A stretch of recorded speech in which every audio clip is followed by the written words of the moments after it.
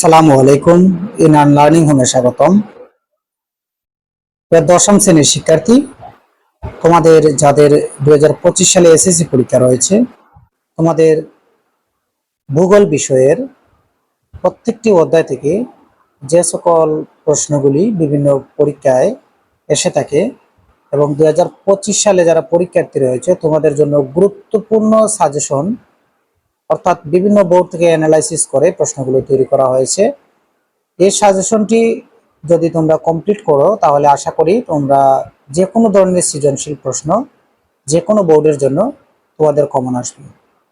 তোমাদের একটি কথা মনে রাখতে হবে, তোমাদের যেহেতু প্রত্যেকটি বিষয়ের সাজেশন দেওয়া হচ্ছে এবং প্রত্যেকটি বিষয় থেকে মূলত তোমাদের যে পাঠের শিকন ফলগুলি রয়েছে, যে সকল শিকন ফল থেকে বিভিন্ন বোর্ডে প্রশ্ন এসে থাকে, সেই সকল শিকন ফল ভিত্তিক তোমাদের অধ্যায়গুলো শেষ করতে হবে। তাহলেই তোমরা যে কোনো ধরনের বোর্ড পরীক্ষায় অংশগ্রহণ করে যে কোনো ধরনের প্রশ্ন সেটি তোমরা সমাধান করতে পারবে। এখানে যে প্রশ্নগুলি রয়েছে সেই প্রশ্নগুলি দেখবে তোমরা ঘুরে ফিরে বিভিন্ন বোর্ডে এগুলি এসেছে এবং এই প্রশ্নগুলোর বাহিরে কোনো বোর্ডে কোনো ধরনের প্রশ্ন আসেনি। তাহলে এভাবে ধারাবাহিকভাবে তোমাদের প্রথম অধ্যায় থেকে তোমাদের ভূগোল বিষয়ে যতটি পাঠ রয়েছে প্রত্যেকটি অধ্যায়ের ধারাবাহিকভাবে সাজেশন দেওয়া হবে। তাই তোমরা ইনান লার্নিং হোম চ্যানেলটি সাবস্ক্রাইব করে রাখবে এবং প্রত্যেকটি বিষয়ের যে সাজেশনগুলো দেওয়া হয়েছে সেগুলো তোমরা দ্রুত শেষ করবে। তোমাদের ইতিমধ্যেই টেস্ট পরীক্ষা শুরু হবে। টেস্ট পরীক্ষা এবং 2025 সালে যারা এসএসসি পরীক্ষার্থী রয়েছে তোমাদের জন্য এই প্রশ্নগুলি খুবই গুরুত্বপূর্ণ। আজ আমরা আলোচনা করব তোমাদের প্রথম অধ্যায়ের সাজেশন নিয়ে। প্রথমে কি রয়েছে? জ্ঞানমূলক প্রশ্নের উত্তর। প্রথম প্রশ্নটি হচ্ছে, প্রাকৃতিক ভূগোল কাকে বলে? উত্তর, ভূগোলের যে শাখায় ভৌত ও পরিবেশ ও এর মধ্যে কার্যরত বিভিন্ন প্রক্রিয়া অন্তর্ভুক্ত থাকে তাকে প্রাকৃতিক ভূগোল বলে। প্রশ্ন নং 2, ভূগোলের উৎপত্তি হয় কোথায়? উত্তর, ভূগোলের উৎপত্তি হয় প্রাচীন গ্রিসে।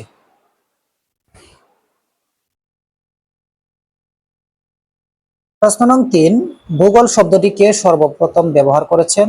উত্তর, ভূগোল শব্দটি সর্বপ্রথম প্রাচীন গ্রিসের ভূগোলবিদ ইরাটোস্থেনিস ব্যবহার করেছেন। প্রশ্ন নং 4, পরিবেশ কাকে বলে? উত্তর, জীব সম্প্রদায়ের পারিপার্শ্বিক জৈব অজৈব ও প্রাকৃতিক অবস্থাকে পরিবেশ বলে। প্রশ্ন নং 5, প্রাকৃতিক পরিবেশ কাকে বলে? উত্তর, জড় জীব উপাদান নিয়ে যে পরিবেশ হয় তাকে ভৌত বা প্রাকৃতিক পরিবেশ বলা হয়। এখানে তোমাদের জ্ঞানমূলক প্রশ্নের জন্য এ পাঠ থেকে 5টি প্রশ্ন বাছাই করা হয়েছে। আশা করি এই 5টি প্রশ্ন পড়লে তোমাদের জ্ঞানমূলক প্রশ্ন কমন আসবে। তারপর রয়েছে অনুধাবন, প্রয়োগ এবং উচ্চতর দক্ষতার জন্য যে সকল প্রশ্নগুলি তোমাদের বিভিন্ন বোর্ড পরীক্ষায় এসেছে এবং এই প্রশ্নগুলো ব্যতীত কোনো বোর্ডে কোনো ধরনের প্রশ্ন আসেনি। প্রথম যে প্রশ্নটি রয়েছে, তোমাকে প্রথম এ পাঠ থেকে কি জানতে হবে? প্রথম এখান থেকে তোমাকে জানতে হবে ভূগোল ও পরিবেশের ধারণা ব্যাখ্যা করো, অর্থাৎ ভূগোল এবং পরিবেশের ধারণা। এই প্রশ্নটি দেখো বিভিন্ন বোর্ডে কিন্তু এসেছে, অনেকগুলা বোর্ডে এসেছে। এখন আমরা প্রথমে ভূগোলের ধারণা এবং পরিবেশের ধারণা এই প্রশ্নটির আনসার জানার চেষ্টা করব। ভূগোলের ধারণা। ভূগোল শাস্ত্র মূলত স্থান ও কালের প্রেক্ষিতে মানুষ ও পরিবেশের আন্তঃসম্পর্ক বিশ্লেষণ করে। ভূগোল মূলত হচ্ছে স্থান এবং কাল, অর্থাৎ বিভিন্ন স্থান এবং কালের, অর্থাৎ বৈশ্বিক যে সময় রয়েছে এবং বৈশ্বিক যে বিভিন্ন পরিবেশ রয়েছে সেই পরিবেশে আন্তঃসম্পর্ক বিশ্লেষণ করে থাকে। এর প্রেক্ষিতে মানুষ ও পরিবেশের সম্পর্ক এতই নিবিড় যে ভূগোল ও পরিবেশ এখন একই সাথে উচ্চারিত হয়। অর্থাৎ ভূগোলের সাথে পরিবেশের একটি ঘনিষ্ঠ সম্পর্ক রয়েছে এবং ভূগোল মূলত পরিবেশ নিয়ে কাজ করে, অর্থাৎ আমাদের যে বৈশ্বিক যে পরিবেশ রয়েছে সেটি নিয়ে কাজ করে থাকে। ভূগোল পৃথিবীর উপরিভাগের স্থান তথা ভূপৃষ্ঠে সংঘটিত যাবতীয় পরিবর্তন সম্পর্কে ধারণা দেয়। অর্থাৎ ভূগোল পৃথিবীর উপরিভাগের স্থান, অর্থাৎ আমাদের যে স্থলভূমি রয়েছে এবং স্থলভূমিতে যে সকল পরিবেশে মধ্যে বিভিন্ন জীব, বিভিন্ন ধরনের আবহাওয়া তথা বিভিন্ন গাছপালা অর্থাৎ এভরিথিং সব কিছু নিয়ে ভূগোল সাধারণত কি পরিবর্তন সম্পর্কে সে ধারণা দেয়। অর্থাৎ প্রতিনিয়ত আমাদের আবহাওয়া পরিবর্তন হচ্ছে, জলবায়ু পরিবর্তন হচ্ছে এবং তার ফলে প্রাকৃতিক পরিবেশেরও বিভিন্ন ধরনের পরিবর্তন ঘটছে। এই পরিবর্তন সম্পর্কে ভূগোল সাধারণত আমাদের কি ধারণা দিয়ে থাকে। অতীতে সংঘটিত ঘটনাবলী এবং বর্তমানে ঘটনাসমূহ পৃথিবীর কোনো না কোনো স্থানের সাথে জড়িত। অর্থাৎ এখানে অতীতে সংঘটিত ঘটনাবলী এবং বর্তমানে ঘটনা সময়ের পৃথিবীর কোনো না কোনো স্থানের সাথে জড়িত।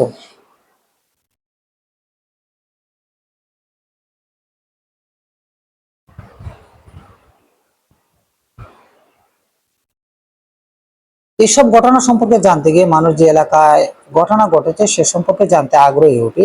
অর্থাৎ বিভিন্ন স্থানে যে বিভিন্ন ধরনের ঘটনা ঘটে থাকে এবং পরিবেশগত যে পরিবর্তন ঘটে থাকে সেটি জানার জন্য মানুষ কৌতূহলী হয়ে ওঠে এবং সে সম্পর্কে জানতে মানুষ কি আগ্রহী থাকে। মানুষের স্থান ও কাল সম্পর্কে জানার এই আগ্রহ থেকেই ভূগোলের ভিত্তি তৈরি হয়।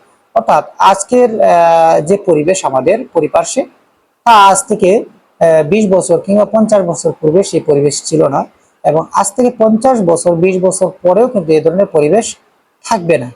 তো এটি মূলত হচ্ছে ভূগোলের যে স্থান এবং কাল সেটি সম্পর্কে মানুষের জানার যে আগ্রহ গড়ে ওঠে, যে পূর্বে কেমন ছিল এখন কেমন হচ্ছে এবং ভবিষ্যতে কেমন হবে পরিবেশটি, সেটি হচ্ছে ভূগোলের ভিত্তি তৈরি হয়। মানুষ ও পরিবেশের মধ্যে এক ধরনের মিথস্ক্রিয়া সম্পর্ক, মানুষ তথা পরিবেশের মধ্যে এক ধরনের মিথস্ক্রিয়া সম্পর্ক রয়েছে। মিথস্ক্রিয়া বলতে বোঝায় যে পরস্পর পরস্পরের উপর যে নির্ভরশীলতা রয়েছে সেটি। এই সম্পর্কটি মূলত কার্যকারণ সম্পর্ক। ভূগোলের প্রধান কাজ হলো এই কার্যকারণ সম্পর্কে উদ্ঘাটন করা। ভূগোলের প্রধান কাজ হলো এই যে পরিবেশগত যে পরিবর্তন হচ্ছে সেই পরিবর্তনের কারণ উদ্ঘাটন করা। সময় স্থানের আলোকে প্রাকৃতিক পরিবেশের সাথে মানুষের কর্মকাণ্ডের এই সম্পর্ক এই ভূগোলের মুখ্য বিষয়। অর্থাৎ আমাদের বিভিন্ন ধরনের পরিবর্তন ঘটছে, চন্দ্রগ্রহণ, সূর্যগ্রহণ, অমাবস্যা, জোয়ার বাটা, হ্যাঁ, আহ্নিক গতি, বার্ষিক গতি, পৃথিবীর যে সকল গতিগুলো রয়েছে সব কিছুই কিন্তু নিয়ন্ত্রিত হয় ভূগোল দ্বারা।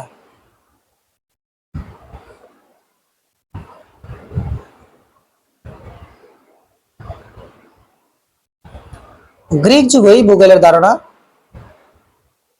পুরাপতন হয়। গ্রিকদের তৈরিকৃত মানচিত্রে ভূগোলের চর্চায় বিশেষ অবদান রেখেছে।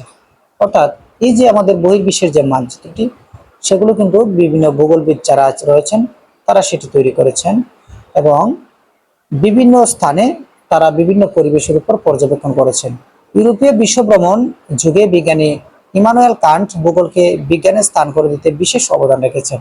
অর্থাৎ ভূগোল এক ধরনের কি বিজ্ঞান, যেহেতু আমাদের প্রতিনিয়ত এই পরিবেশটা পরিবর্তন হচ্ছে, হ্যাঁ, স্থান এবং কালের পরিবর্তন হচ্ছে, সে কারণে সেখানে বিভিন্ন ধরনের নিত্য নতুন প্রজাতি কিংবা নিত্য নতুন প্রাণী কিংবা নিত্য নতুন পরিবেশ তৈরি হচ্ছে। ভূগোল চর্চায় অধুনা বিভিন্ন বিষয়ে স্থানিক বর্ণনা বিশ্লেষণ এবং অবস্থানগত ধারণার ব্যাখ্যা প্রদান এবং পরস্পরের সাথে তুলনা ও তারতম্য অনুসন্ধান করার দিকেই সর্বশেষ গুরুত্ব দেওয়া হয়। এখন আমরা জানবো পরিবেশের ধারণা সম্পর্কে। প্রথমে আমাদের জানতে হবে পরিবেশ কি। পরিবেশ যদি তুমি এক কথায় উত্তর দিতে চাও তাহলে আমাদের চারপাশে যা কিছু রয়েছে সবকিছু নিয়ে হচ্ছে আমাদের পরিবেশ। মানুষের পারিপার্শ্বিক সকল অবস্থা কর্মকাণ্ডগুলো পরিবেশ। স্থান ও কালের পরিবর্তনের সঙ্গে পরিবেশেরও পরিবর্তন হচ্ছে। পরিবেশের জীব উপাদান, অর্থাৎ পরিবেশের মধ্যে যে জীব উপাদান রয়েছে সেগুলো হচ্ছে জন্ম, মৃত্যু, বৃদ্ধি আছে, সেগুলো পরিবেশের জীব উপাদান। যাদের জন্ম এবং মৃত্যুর বৃদ্ধি আছে, অর্থাৎ যাদের জন্ম হয় এবং মৃত্যু হয়, হ্যাঁ, প্রজাতির সাধারণত যে প্রজাতিগুলো রয়েছে জীবের তাদের জন্ম মৃত্যু হচ্ছে এবং প্রতিনিয়ত তাদের প্রজাতি বৃদ্ধি পাচ্ছে এবং কমছে, সেই সকল পরিবেশ নিয়ে হচ্ছে পরিবেশের জীব উপাদান। অর্থাৎ এক কথায় যদি তুমি সেটি বলতে চাও তাহলে পরিবেশের যে সকল জীব রয়েছে প্রত্যেকটি জীবই হচ্ছে পরিবেশের জীব উপাদান। যেমন গাছপালা, তাহলে গাছপালার জীবন আছে, গাছপালা প্রতিনিয়ত তার বংশ বৃদ্ধি করছে। মানুষ, পশু পাখি সবকিছু হচ্ছে জীব উপাদান। পরিবেশের জড় উপাদান, যেগুলোর জীবন নেই সেগুলো পরিবেশের জড় উপাদান, যেমন মাটি, পানি, সূর্য। এখানে মাটি, পানি, সূর্য এগুলো হচ্ছে পরিবেশের জড় উপাদান। এগুলো পরিবেশের জন্য খুবই গুরুত্বপূর্ণ একটি উপাদান। মাটি, মাটি যদি না থাকে তাহলে সেটি আমাদের বসবাসের উপযোগী হবে না, সেখানে কোনো পানির অস্তিত্ব থাকবে না। হ্যাঁ, সেখানে কোনো জীবই টিকতে পারবে না। পানি, পানিও পানির অপর নাম জীবন, পানি ছাড়াও কি কোনো জীব টিকতে পারে না। তাছাড়া রয়েছে সূর্য, সূর্য একটি পরিবেশের গুরুত্বপূর্ণ উপাদান। অর্থাৎ আমাদের পরিপাশে যে সকল জীবগুলা রয়েছে, প্রত্যেকটি জীব সাধারণত কিসের উপর নির্ভরশীল? খাদ্যের জন্য তারা সাধারণত গাছপালার উপর নির্ভরশীল। আর এই গাছপালা যে রয়েছে তারা কিন্তু সালোক সংশ্লেষণ প্রক্রিয়ায় এই গাছপালাগুলো সাধারণত নিজের খাদ্য নিজে তৈরি করে থাকে, এবং সেগুলো পর্যায়ক্রমে এই তাদের যে গাছের যে খাদ্য রয়েছে সেগুলা বিভিন্ন তৃণমূল প্রাণী কিংবা অন্যান্য প্রাণী পক্ষান্তরে এক প্রাণী থেকে আরেক প্রাণী সেগুলোকে ভক্ষণ করে সাধারণত কি শক্তি রূপান্তরিত করে থাকে। যেমন আমরা যদি একটু উদাহরণের মাধ্যমে বোঝার চেষ্টা করি যে জড় উপাদান আসলে কি, যেমন একটি গাছ, গাছ গাছকে সাধারণত গাছ থেকে আমরা বিভিন্ন ফল সবজি তাছাড়া বিভিন্ন ধরনের খাদ্য উপাদান পেয়ে থাকি, যেগুলা আমরা ভক্ষণ করি। তারপর পরিবেশে আরো যে জীব রয়েছে সেই জীবগুলো সেগুলো সাধারণত ভক্ষণ করে থাকে, অর্থাৎ খেয়ে থাকে, এবং এই জীবগুলোকে অন্যান্য প্রাণীরাও সাধারণত খেয়ে থাকে। তাহলে প্রথম খাদ্য, নিজের খাদ্য নিজে তৈরি করে একমাত্র কি গাছ, যারা খাদ্যের জন্য অন্যের উপর নির্ভরশীল। এখন যদি গাছপালা যদি না থাকে তাহলে পরিবেশের আমাদের কিন্তু খাদ্য সংকট দিবে, কোনো জীবই টিকে থাকতে পারবে না। সে কারণে পরিবেশের জড় উপাদানের মধ্যে মাটি, পানি, সূর্য এটি খুবই একটি গুরুত্বপূর্ণ উপাদান। তারপর রয়েছে প্রাকৃতিক পরিবেশ। প্রাকৃতিক জড় জীব উপাদান মিলেই প্রাকৃতিক পরিবেশ তৈরি হয়। অর্থাৎ আমাদের পরিপাশে যতগুলো জীব উপাদান এবং জড় উপাদান রয়েছে সেই সবগুলো উপাদান নিয়েই যে পরিবেশ তৈরি হয় সেটাকে আমরা বলতে পারি প্রাকৃতিক পরিবেশ। তারপর রয়েছে সামাজিক পরিবেশ। মানুষ ও তার কর্মকাণ্ড চক্রান্ত বিষয়ে নিজে সামাজিক পরিবেশ তৈরি হয়।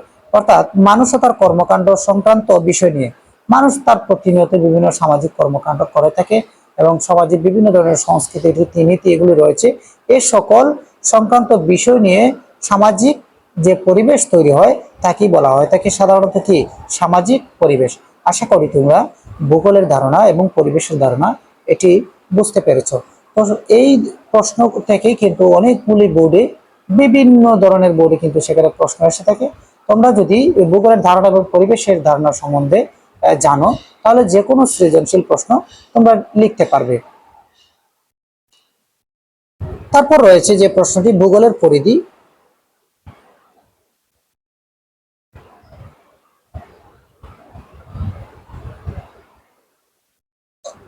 ভূগোলের পরিধি, এখন আমরা জানবো ভূগোলের পরিধি কি।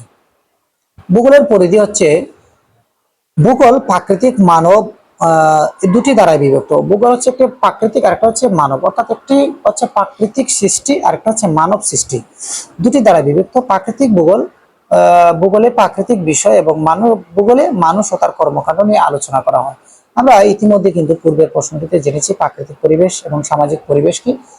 সেখানে মানুষ যে তার কর্মকাণ্ড মাধ্যমে বিভিন্ন সংস্কৃতি রীতিনীতি কিংবা বিভিন্ন ধরনের কর্মকাণ্ড বা কাজ করে থাকে সেগুলো নিয়ে হচ্ছে সামাজিক পরিবেশ। তাহলে এই যে মানব যে ভূগোল তৈরি করে সেটি মূলত মানব ভূগোল, এবং প্রাকৃতিতে যেটা অটোমেটিকলি হয় থাকে অর্থাৎ যেটিতে কোনো মানুষের হাত নেই সেটি হচ্ছে প্রাকৃতিক ভূগোল। এছাড়া মানুষের চিন্তা চেতনার বিকাশ, সামাজিক মূল্যবোধের পরিবর্তন এবং বিজ্ঞান ও প্রযুক্তির বিকাশ ভূগোল পরিধিকে অনেক বিস্তৃত করেছে। বর্তমানে বিভিন্ন বিষয়বস্তু যেমন দুর্যোগ ব্যবস্থাপনা, ভৌগোলিক তথ্য ব্যবস্থাপনা, জিআইএস ইত্যাদি ভূগোলের পরিধিকে আরো সমৃদ্ধ করেছে। অর্থাৎ ভূগোলের সাথে বর্তমানে যুক্ত হয়েছে দুর্যোগ ব্যবস্থাপনা এবং ভৌগোলিক যে পরিবেশ রয়েছে, পরিবেশের বিভিন্ন ধরনের তথ্য, জলবায়ু, আবহাওয়া, তারপর রয়েছে হিমবাহ, তুষারপাত, হ্যাঁ, তারপর রয়েছে বিভিন্ন ধরনের প্রাকৃতিক যে দুর্যোগগুলো এসে থাকে সেগুলোর বিভিন্ন তথ্য ব্যবস্থাপনা, সেটি কিন্তু ভূগোলের পরিধিকে আরো সমৃদ্ধ করেছে, অর্থাৎ সেটিকে ভূগোলটিকে আরো প্রসার করেছে। তাছাড়া হচ্ছে দুর্যোগ ব্যবস্থাপনা, দুর্যোগ ব্যবস্থাপনার মাধ্যমে কিন্তু ভূগোলের পরিধিটি আরো ব্যবস্থাপনা রয়েছে। দুর্যোগ ব্যবস্থাপনা নিয়ে তোমাদের একটি আলাদা পাঠ আছে, সেখানে তোমরা দুর্যোগ ব্যবস্থাপনা সম্বন্ধে জানতে পারবে। 3 নং যে প্রশ্নটি রয়েছে, ভূগোল ও পরিবেশ পাঠের গুরুত্ব ব্যাখ্যা করো। আমরা এখন ভূগোল এবং পরিবেশ পাঠের গুরুত্ব সেটিকে জানব। ভূগোল ও পরিবেশ পাঠের গুরুত্ব।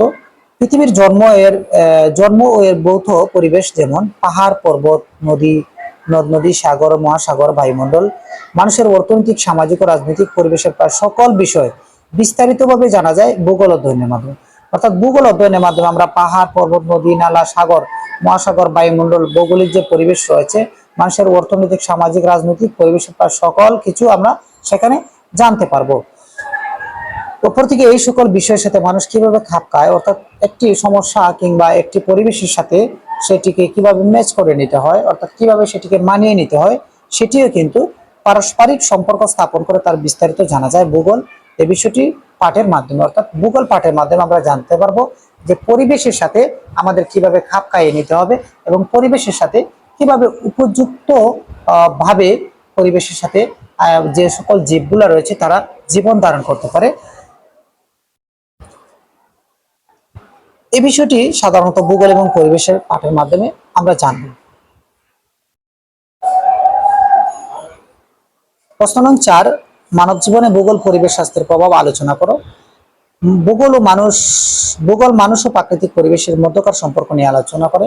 প্রথমে বলা হয়েছে ভূগোল কি মানব জীবনের মানুষ এবং প্রাকৃতিক পরিবেশের যে মধ্যকার সম্পর্ক রয়েছে সেটি নিয়ে আলোচনা করে। ভূগোল একদিকে যেমন প্রাকৃতিক বিজ্ঞান, অন্যদিকে পরিবেশ ও সমাজের বিজ্ঞান। পৃথিবীর জলবায়ু, ভূপ্রকৃতি, উদ্ভিদ, প্রাণী, মানুষ ও পরিবেশের মধ্যে একটি মিথস্ক্রিয়া অর্থাৎ যে পারস্পরিক সম্পর্ক রয়েছে সে সম্পর্ক নিয়ে ভূগোল সাধারণত আলোচনা করে থাকে।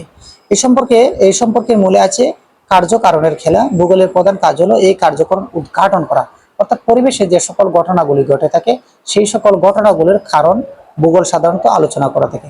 আশা করি তোমরা এই পাঠগুলি অধ্যয়ন করলে তোমাদের প্রথম অধ্যায় থেকে যে কোনো ধরনের প্রশ্ন আসলে তোমরা সেটি আনসার করতে পারবে। ধন্যবাদ সবাইকে। পরবর্তীতে তোমাদের যে অধ্যায়গুলো রয়েছে সেগুলো পর্যায়ক্রমে সমাধান করে দেওয়া হবে। ধন্যবাদ।